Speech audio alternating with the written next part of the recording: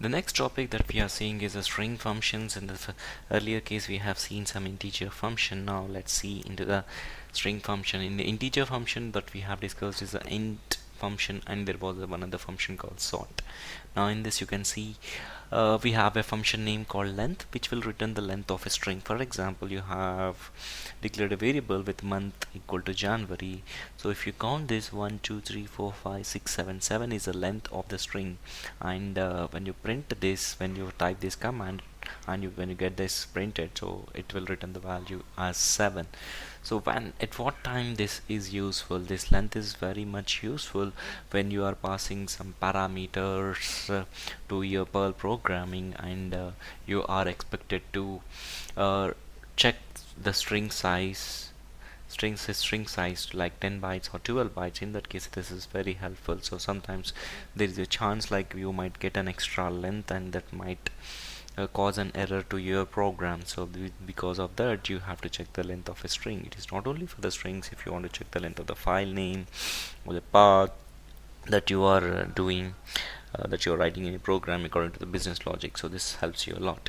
Okay, and also you have other functions called uppercase and lower cases, and you can write this in this format. So if you write this UC string, it will print the uppercase letter, and if you write in this way, it will print it in a lowercase letter.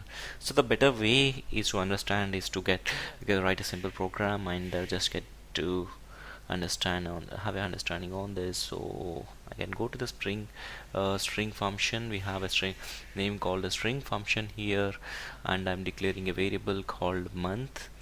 So the first one is to identify function, string function used for length.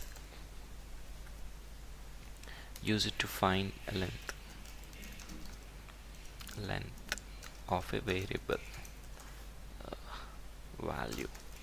Okay, and here the first one is to uppercase function is used to convert to all the text to uppercase. Okay, and the lowercase, this is also a same LC function is used to convert all the text to lowercase. Okay, so now let's execute this function by going to this, and I know the path of it. So this will be string string func. So here you go.